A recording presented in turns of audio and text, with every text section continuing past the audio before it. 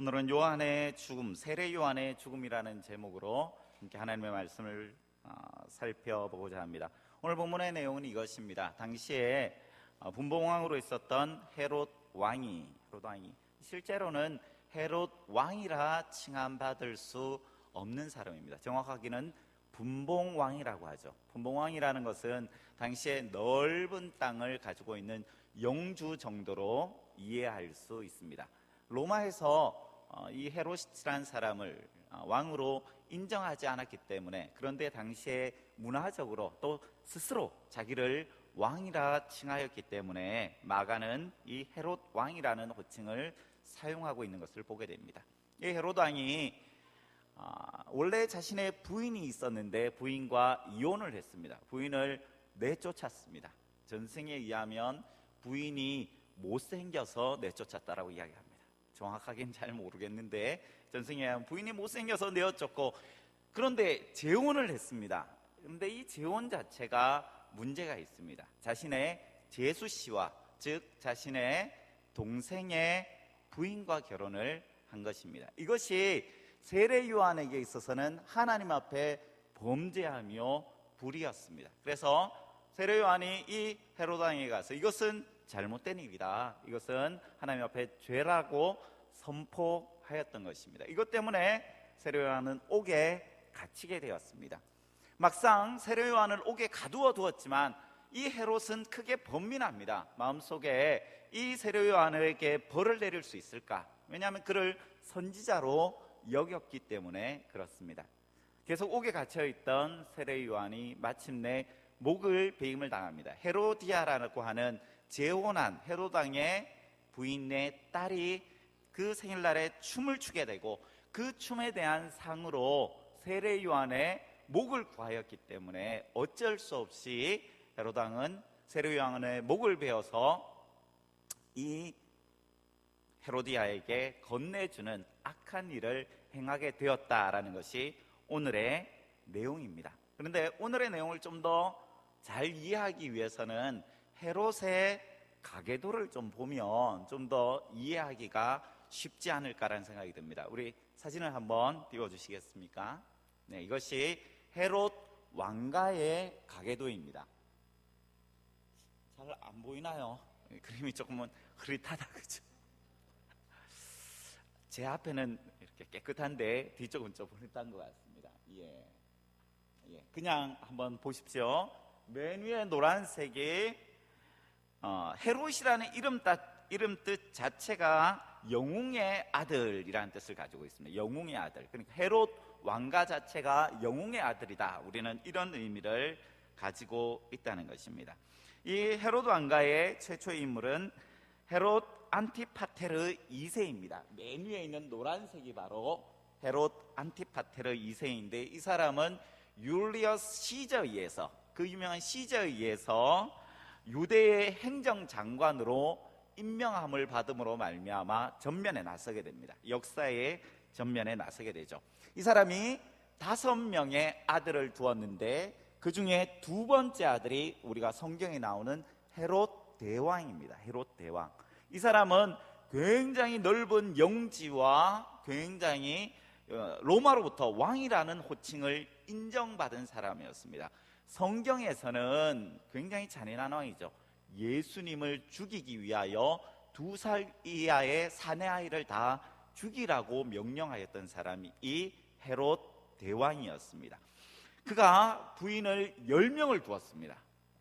10명이 넘는 부인을 두어서 아들을 쭉 가졌는데, 그 중에 후계자로 지명을 받은 사람이 하나, 둘, 셋, 네 번째, 위에서로부터는 네 번째 줄에 있는데 아켈레오라는 사람에게 자신의 후임으로 이렇게 자신의 상속권을 물려주게 됩니다. 그런데 다른 자녀들이 인정을 하지를 않습니다. 다른 자녀들이 인정을 하지 않게 되고, 그로 말미암아서 굉장히 큰 분란이 일어나게 되지요. 그런데 이 아켈레오라는 왕은 성경에서는 어떻게 되어 있냐면, 이 아켈레오가 왕이었을 때 예수님의 부모인 요셉과 마리아가 이 왕을 두려워하여서 애굽으로 내려갔다가 올라오는 그 당시에 유대를 다스리고 있던 사람이 이 아켈라고였습니다. 또한 그에게 있어 이제 형제가 여러 명이 있는데 그 중에 나오는 사람이 바로 오늘 성경에 나오는 헤롯 안티파스입니다. 우리가 지금 읽은 헤롯 왕이라는 사람이 이 헤롯 왕이고요. 또한 그에게 여러 왕들이 존재하고 있는 헤롯 빌립이 있고요. 사진을 지워주시고 불을 켜주시는 게 오히려 나을 것 같습니다.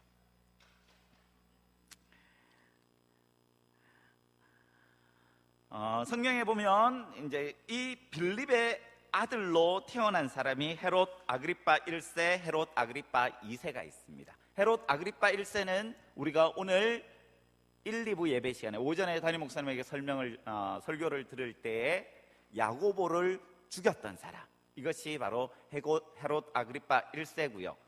그의 아들 헤롯 아그리파 2세는 사도행전 바울의 전도를 받은, 증거를 받은 사람이죠. 그래서 베스도와 함께 너의 학문이 너를 미치게 하였다, 이렇게 사도 바울의 이야기를 듣고도 거부하였던 사람이 바로 헤롯 아그리파입니다. 근데 이 가계도를 좀 더 나중에 한번 자세히 한번 찾아보시면 아시겠지만 굉장히 가계도가 복잡하게 얽혀 있는 것을 볼 수 있습니다. 그래서 헤롯 왕가의 이 가계도를 보면서 사람들은 참으로 지저분하면서도 권력이라는 것이 얼마나 무상한가, 권력에 대해서 얼마나 사람들의 욕심을 가지고 있는가. 이 마가복음 6장에 나오는 이 헤롯 안티파스, 헤롯 왕이 헤로디아와 결혼을 한 것이, 이 헤로디아도 자신의 제수씨이자 조카입니다. 제수씨이자 조카, 진려라는 거죠.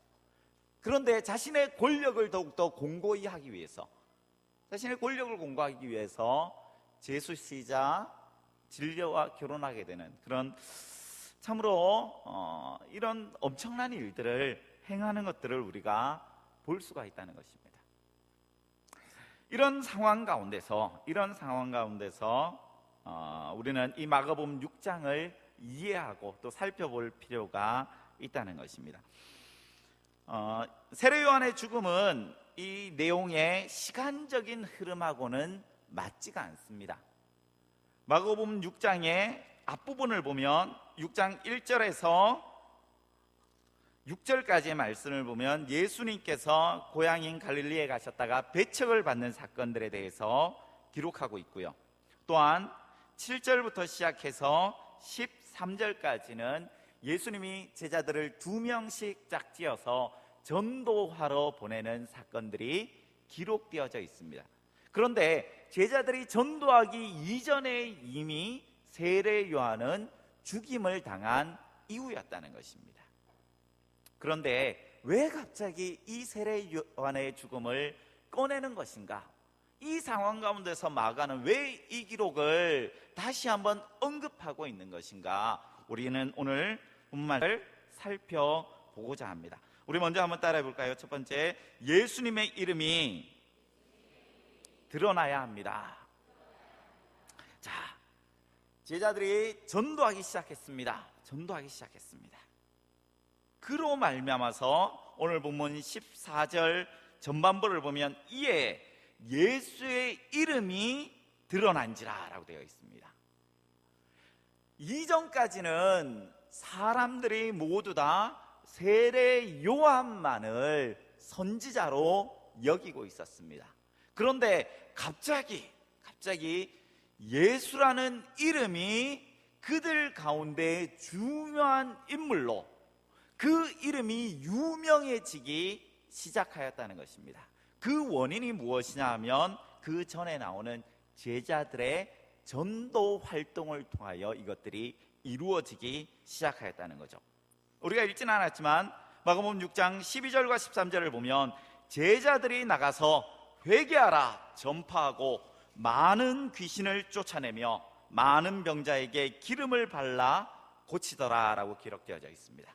즉 제자들이 나가서 회개를 외치고 병자들을 낫게 하는, 귀신을 쫓아내는 역사를 일으키기 시작하자 주변에 있던 사람들이 수군수군하면서 이 사람들이 과연 누구인가? 이 사람들이 과연 누구인가? 그들이 누구이기에 이런 말을 하고 이런 능력을 행하는 것인가? 궁금해서 알아보니까 누구의 이름이 나온다고요? 예수의 이름이 나오게 되었다는 것입니다. 예수의 이름이 나오게 되었다. 그렇구나. 저들은 바로 예수의 제자들이구나. 저들은 바로 예수의 가르침을 받은 자들이구나. 그들은 바로 예수를 전하기 위하여 이런 일들을 행하는 것이구나라는 것을 깨닫기 시작하였다는 것입니다. 사랑하는 성도 여러분, 우리의 삶을 통하여 누구의 이름이 나야 되겠습니까? 우리의 이름이겠습니까? 예수의 이름이겠습니까? 말하고 소원하기는 우리의 모든 삶을 통하여, 우리의 말과 행동을 통하여 오직 예수 그리스도의 이름만이 드러나기를 우리 주님의 이름으로 축복합니다. 두 번째, 우리 한번 따라해 볼까요? 하나님의 말씀은 능력이 있습니다. 오늘 보면 14절을 보면 예수의 이름이 드러나기 시작했습니다. 이것이 소문이 나서 헤롯 왕에게까지 들려지게 되었습니다. 그런데 이 헤롯 왕이 예수님에 대한 소문을 듣게 되자 무엇이라고 고백하냐 하면, 이는 세례 요한이 죽은 자 가운데서 살아났도다. 그러므로 이런 능력이 그 속에서 일어나느니라 하고라고 기록하고 있습니다. 무슨 뜻이냐 하면, 아무리 생각해도 자기가 생각할 때에 우리 시대의 선지자는 세례 요한밖에 없다라고 헤롯 왕은 생각하였다는 것입니다. 그런데 헤롯 왕이 왜 세례 요한을 선지자로 인정하였을까요? 성경 어디에도 세례 요한이 병자를 낫게 하였다라는 기록이 없습니다. 귀신을 쫓아냈다라는 기록이 없습니다. 그가 무리를 걸어가거나 죽은 자를 살렸다라는 기록이 없다는 것입니다. 그렇다면 이 헤롯 왕이 세례 요한을 향하여서 당신은 선지자입니다라고 인정할 수 있는 유일한 근거는 바로 그가 선포한 하나님의 말씀이라는 것입니다. 그의 말씀이 얼마나 능력이 있고 그의 말씀이 얼마나 좋았느냐 하면, 오늘 본문 20절을 보면 이렇게 기록하고 있습니다. 오늘 본문 20절 우리 같이 한번 읽어볼까요? 시작. 헤롯이 요한을 의롭고 거룩한 사람으로 알고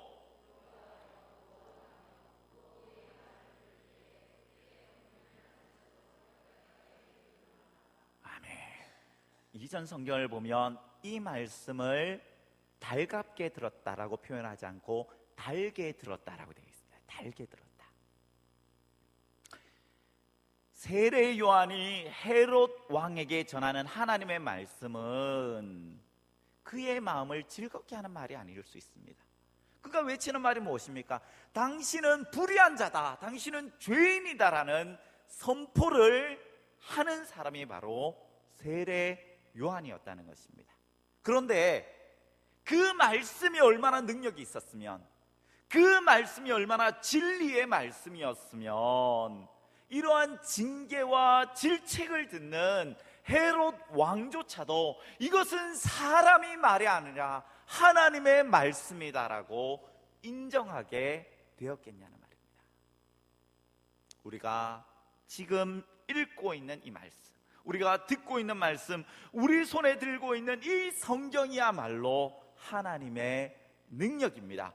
우리가 비록 기도해서 환자가 낫지 않는다 할지라도, 우리가 비록 기도해서 하늘로부터 비가 내리지 않는다 할지라도, 우리가 기도할 때 귀신이 쫓겨나가지 않는다 할지라도 이 말씀은 여전히 살아있는 하나님의 능력임을 우리는 믿어야만 합니다.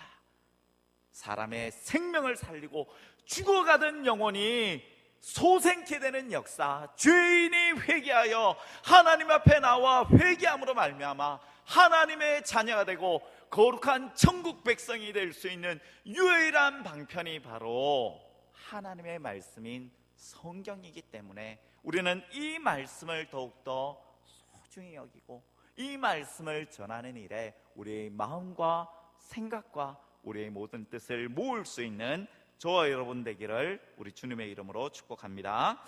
마지막으로 세 번째입니다. 우리 같이 한번 한번 따라해 보실까요? 우리도 세례 요한과 같은 삶을 살아야 합니다. 아멘.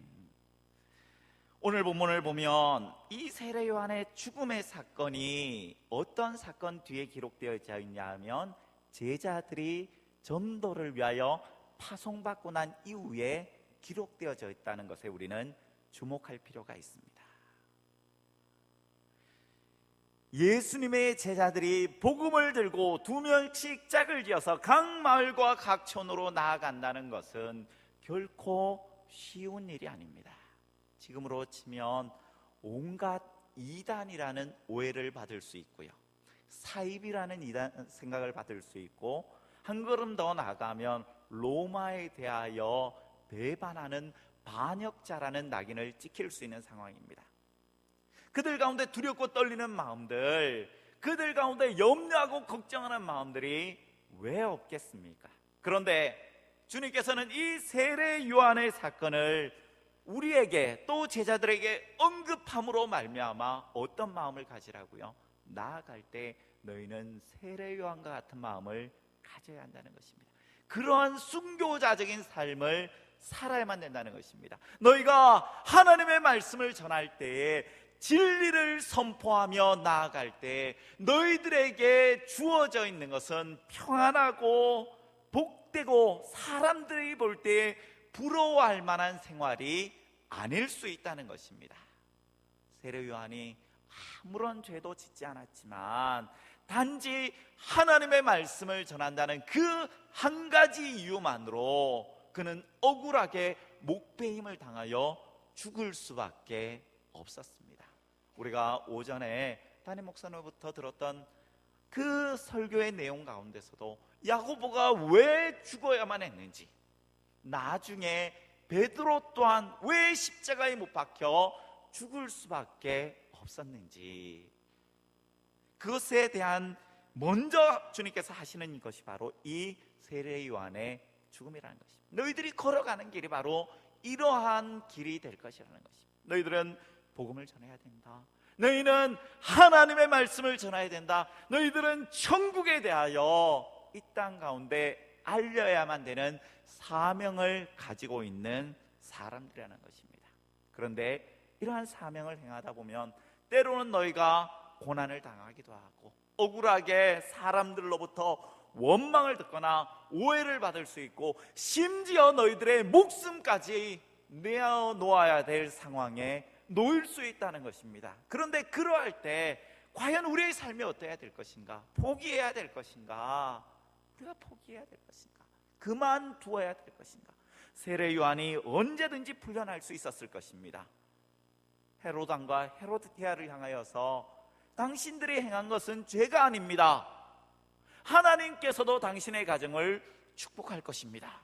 아마 이 한마디만 하면 헤로당이나 헤로디아가 언제든지 그를 놓아주었을 것입니다. 하지만 세례 요한은 그렇게 할 수가 없었습니다.